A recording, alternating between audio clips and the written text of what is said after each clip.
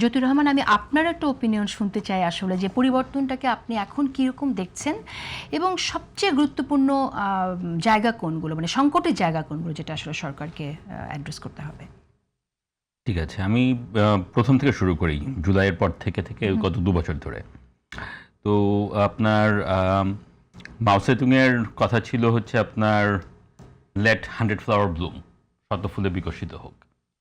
আমরা যদি একটু চিন্তা করি, আসলে একভাবে চিন্তা করতে গেলে পরে আপনার বাক স্বাধীনতা ওই থিমে যদি আমি চিন্তা করি, আসলে আমরা বলতে পারি যে আমরা শত ফুলেই বিকশিত হচ্ছি জুলাইয়ের পর থেকে। জুলাইয়ের সময় মানে জুলাই অভ্যুত্থানের একদম প্রথম দিকে একটা rap song became very popular, কথা ক, আওয়াজ ওঠা কথা ক। হ্যাঁ, ওইটার যে ইয়েটা ছিল, ওই স্পিরিটটা যেটা ছিল, আমরা কিন্তু আসলে একভাবে দেখতে গেলে ওই ঠিক সেটাই হয়েছে, যে আমাদের ভয়েসেস খুব স্টাইফল ছিল, একদম কণ্ঠ চাপা ছিল।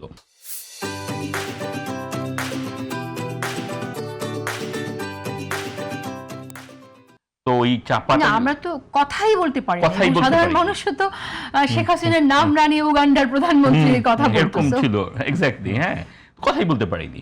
তো সেটা চলে যাওয়ার পরে, তো যখন সব স্বর যেটা বন্ধ ছিল একবারে যখন খোলা হলো, হ্যাঁ, তখন তো অনেক স্বর একবারে বের হয়ে আসলো।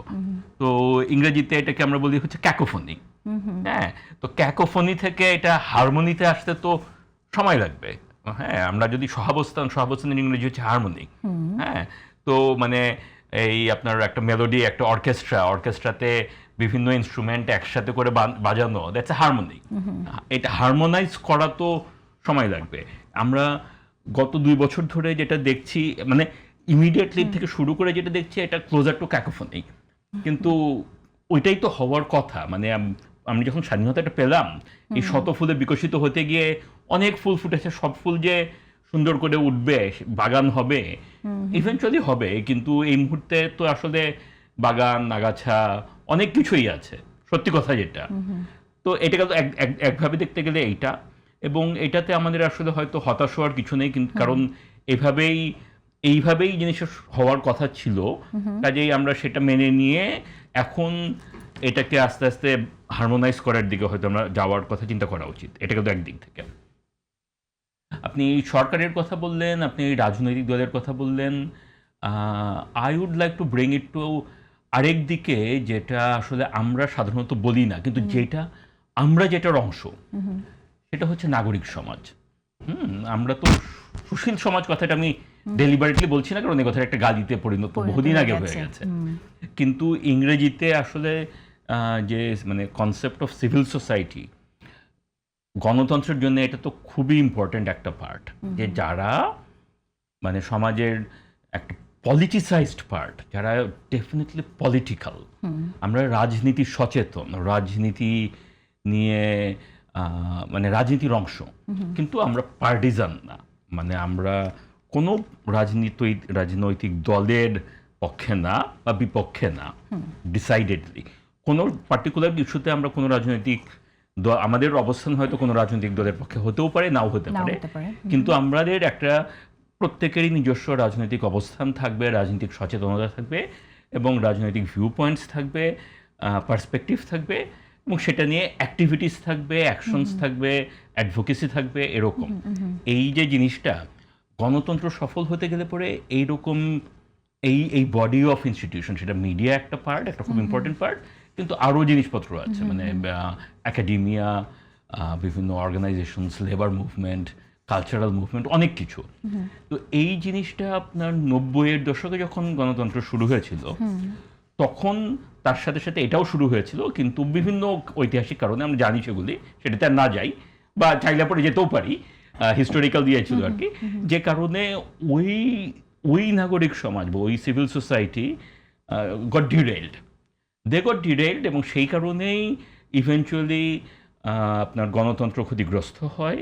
1/11 আসে, তারপরে 2011-তে তত্ত্বাবধায়ক সরকার বাতিল হয়, এবং ইভেনচুয়ালি হাসিনা শাহী আসে, ফ্যাসিস্ট শাসন আসে।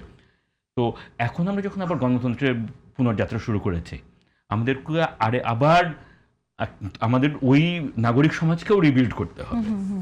আমরা খালি রাজনৈতিক দলের দিকে তাকিয়ে বলি যে এরকম যে সরকারের এটা করা উচিত, বিরোধী দলের ওটা করা উচিত। এখানে একটি পয়েন্ট একটু আনতে চাই, সেটা হচ্ছে যে আমরা গণতন্ত্রের কথা যখন বলছি, আমরা গণতন্ত্রে সুসংহত রাখার জন্য যে গুরুত্বপূর্ণ প্রতিষ্ঠানগুলো আছে, সেই প্রতিষ্ঠানগুলোকে আরও গণতান্ত্রিক করার কথা, স্বাধীন করার কথা আমরা যখন বলছি, অ্যাট দ্য সেম টাইম আমাদেরকে এটাও অনেক গুরুত্বপূর্ণ না বোঝা যে যারা এখানে শরিক আছে, স্টেক হোল্ডার্স আরও যারা আছে, তারা সবাই আসলে গণতন্ত্রের ভ্যালুতে বিশ্বাস করে কিনা। আপনার কাছে কি মনে হয় যে পলিটিক্যাল পার্টিসগুলো তো খুবই ইম্পর্ট্যান্ট, আপনি কি নিশ্চিত যে সবাই আসলে গণতন্ত্র প্রতি এতটুকু শ্রদ্ধাশীল আসলে সত্যি? যারা নির্বাচনে এসেছে তাদের তো শুরু অ্যাটলিস্ট ওইটুকু দিয়ে এসেছে যে আমরা নির্বাচনের অঙ্গীকার দিয়ে তো এসেছে। তাদেরকে এখন এটাতে তাদের কমিটমেন্ট কতটুকু, সেটা মানে তাদের কমিটমেন্টে মানে তারা মুখে যেটুকু বলেছে সেইটুকু পর্যন্ত রাখার দায়িত্ব তো আমাদের সবার। যে ভাই তোমরা এটুকু বলছো, যদি এইটুকু না রাখতে পারো তাইলে পরে আমরা তোমাদেরকে দেখে নিব। এইটুকু করার আমাদের কালেকটিভ রেসপন্সিবিলিটি, তাই না? তো সেই জন্য আমি বলছি যে আমাদের নাগরিক সমাজ বিল্ড করতে হবে। হ্যাঁ, এই কথাটা আমরা বলি না, কিন্তু আমরা কিন্তু ওই নাগরিক সমাজেরই অংশ। আমরা যদি এটা না করি তাহলে পরে কিন্তু আমরা রাজনৈতিক দলগুলিকে ওই জবাবদিহিতাতে আনতে পারবো না।